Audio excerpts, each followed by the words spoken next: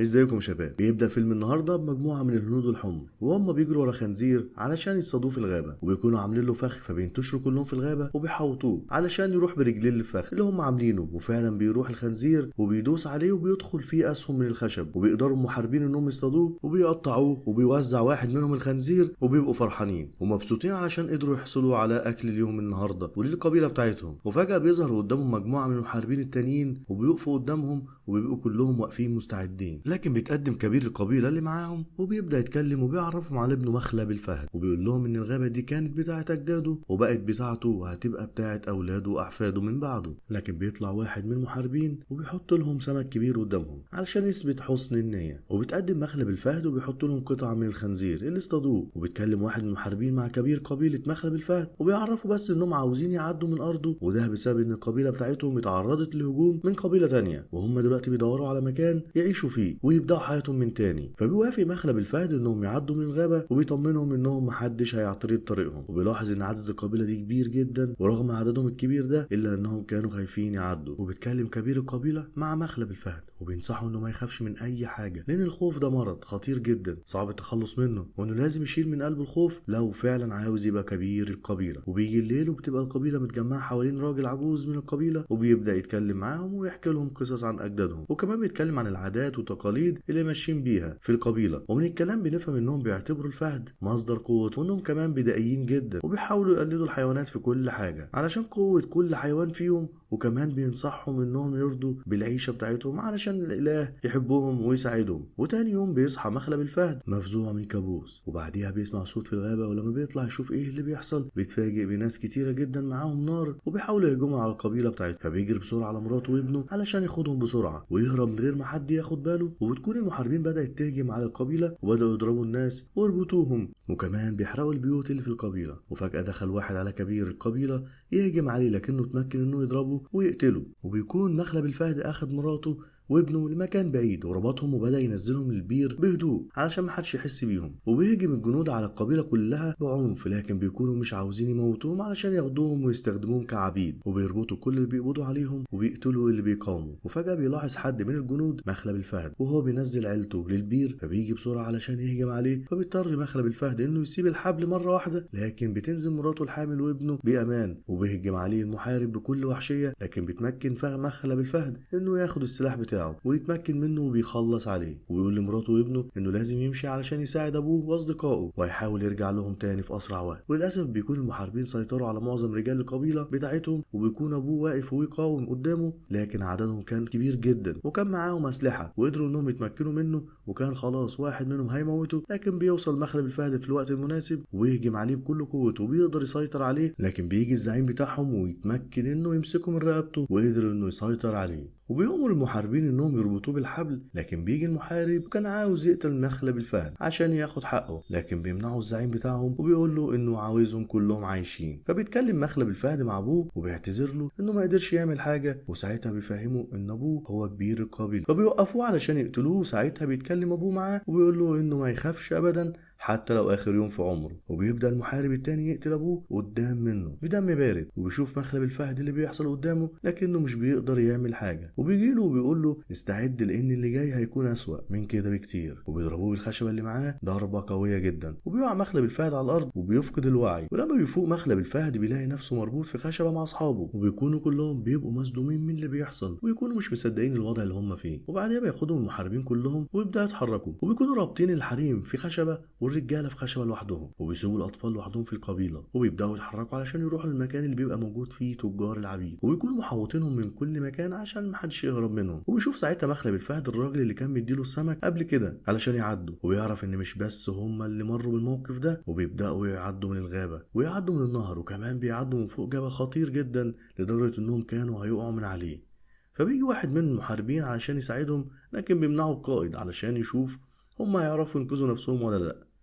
وفعلا بيقدروا بصعوبة انهم ينقذوا نفسهم، وبيفرح بيهم المساعد، لكنهم بيتفاجئوا بواحد وهو بيفك الحبل من زمايلهم المصاب وبيرميه من فوق الجبل، وبيقع في الغابة ميت. وبيلاحظ الزعيم ساعتها ايه اللي بيحصل وبيرجع علشان يشوف ايه اللي بيحصل، وبيتضايق جدا من المساعد بتاعه علشان بسببه خسر واحد من العبيد، وبيحذره انه ما يعملش كده تاني علشان يرجع بيهم كلهم عايشين.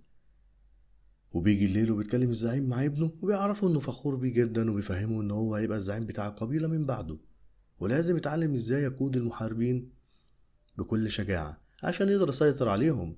لكن كان باين على الولد انه متأثر بكلامه انه مش شجاع ولا قوي زي ابوه، عشان كده قرر ابوه انه يديله الخنجر بتاعه عشان يشجعه، وفهمه انه بتاع اجداده من زمان جدا، وفهمه انه كبر دلوقتي وجه الوقت انه يشيل الخنجر بتاعه.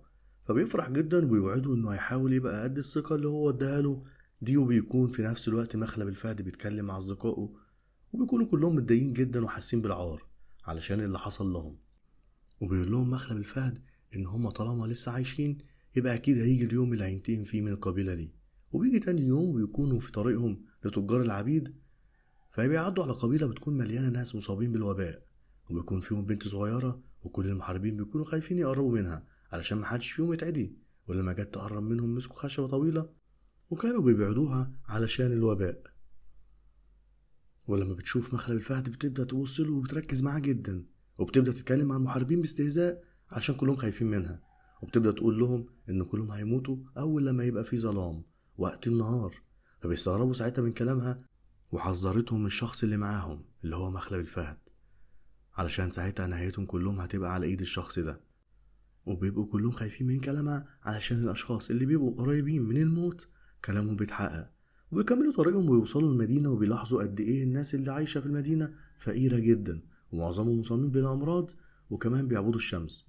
وبيدخلوهم المكان بيبقى فيه ناس بتدهن كل الرجالة باللون الازرق، وبياخد الزعيم بتاعهم الناس اللي معاهم وبيروح بيهم لتجار العبيد، وبيبدأ كلهم في مزاد قدام الناس كلها. وبعديها بياخدهم لمكان بيبقى فيه مبنى عالي موجود فيه سلم بطول المبنى، والناس اللي فوق المبنى بيبقوا بيقطعوا راس الناس اللي بيأسروهم علشان يقدموهم قرابين. وبيكتشفوا انهم بيدهنوا المحاربين اللي هيقدموها قرابين باللون الازرق عشان تبقى مميزة عن المحاربين بتوعها. وبيبدأوا يطلعوهم فوق المبنى علشان يقدموهم، وبيشوفوا الكهنة بتاعتهم وهم موجودين قدامهم، وبيفهموا خلاص ان نهايتهم قربت. وبيطلع يتكلم الزعيم بتاعهم على العبيد وبيعرفهم ان سبب انتشار الامراض ان الاله غضبان عليهم وعاوز قرابين كتير من المحاربين الاقوياء. وبتهتف الناس كلها علشان هيبداوا يقتلوا المحاربين والاله هيسامحهم والمرض هيختفي من المدينه. وبيبداوا ياخدوا واحد منهم وبيقتلوه وبيحدفوه من فوق، وبيبداوا يكرروا الموضوع معاهم كلهم لحد ما بيجي الدور على مخلب الفهد وبيكون مستسلم الموت علشان مش هيقدر يعمل معاهم حاجة. ويبدأوا يحطوه على الخشب علشان يقتلوه، لكنهم بيتفاجئوا بكسوف الشمس وبيبدأ الظلام يعم بالنهار. وبيكون الناس كلها مفكرة ان الاله غضبان، لكن بيقول لهم واحد من الكهنة ان الاله مبسوط منهم خلاص وانها اكتفت من الدم وشبعت. وبعدها بترجع الشمس من تاني ويفرحوا الناس جدا، وساعتها بيسيبوا مخلب الفهد والناس اللي فاضلة معاه عايشين.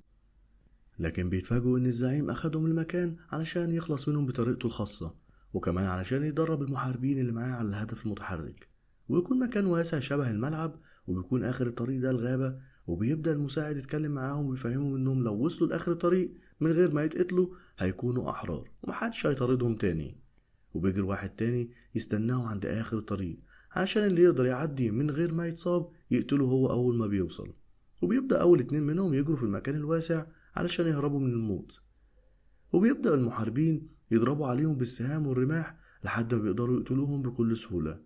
وبيكمل عليهم واحد من المحاربين علشان يتأكد انهم ماتوا، وبيروح يتكلم مساعد مع مخلب الفهد اللي هجم عليه قبل كده وبيقول له ان الدور عليه وجاي الوقت اللي هيموت فيه، وطلب منه انه يبدأ يجري. وفعلا بيبدأ يجري مخلب الفهد بكل قوته هو والشخص اللي معاه، لكنهم مش بيجروا في خط مستقيم علشان يشتتوهم وما يقدروش انهم يسيبوهم، لكن بيتمكنوا انهم يموتوا اللي معاه بكل سهولة. وكمان بيتصاب مخلب الفهد في جنبه وبيقعوا هما الاتنين على الارض. وبيروح لهم ابن الزعيم علشان يكمل عليهم، لكن بيقدر واحد منهم بيكون لسه عايش انه يمسك رجل ابن الزعيم، وبيتمكن مخلب الفهد انه يكسر السهم اللي في جنبه ويضربه في ابن الزعيم في رقبته، وبيقدر انه يخلص عليه على طول. وبيقدر كمان انه يشيل باقي السهم من ظهره، وبيبدأ يستجمع قوته علشان يهرب منهم لحد ما يوصل لأول الغابة. وبيتصدم الزعيم من موت ابنه وبيجري بأقصى سرعته علشان يروح يطمن عليه، وبيبص عليه وهو مصدوم لحد ما بيطلع أنفاسه الأخيرة وبيموت. وبيبدأ الزعيم يجري مع المحاربين بتوعه وهو مش مصدق إنه خسر ابنه بالسهولة دي، وبيبدأوا يطاردوه مخلب الفهد في الغابة وبأقصى سرعة. وبيكون مخلب الفهد بيستجمع قوته علشان يقدر يهرب منهم، عشان بيكون مش قادر يجري بسبب إصابته. ولكن بيتفاجئ إن في فهد قصاده وبينسى إصابته وبيجري بكل قوته، وبيجري الفهد وراه منه. وفي اللحظة دي بيشوفوا واحد من المحاربين وهو بيجري، وبيجروا كلهم وراه عشان يقتلوه وينتقموا لابن الزعيم. لكن بيتفاجئوا إنه بيجري في الاتجاه بتاعهم، فبيقفوا وبيستعدوا ليه لحد ما يجيلهم برجله. وأول ما بيحاول واحد من المحاربين يهجم عليه، بيتفاجئ بالفهد في وشه وبيهجم عليه وبيقتله. لكن بيقدروا باقي المحاربين يتجمعوا ويقتلوا الفهد، وبيبقوا مصدومين من اللي بيحصل. وبيقول واحد منهم إن كلام البنت الصغيرة بدأ يتحقق. لكن بيتكلم الزعيم وبيقول لهم كل اللي حصل ده صدفة، وإن المحارب بيجري منهم عشان خايف إنهم يقتلوه. وبيكملوا جري ورا مخلب الفهد في الغابة، لكن بيتفاجئوا كلهم بأفعى وهي بتهجم على واحد منهم، وبتعضه في رقبته وبيتمكنوا إنهم يموتوا الأفعى.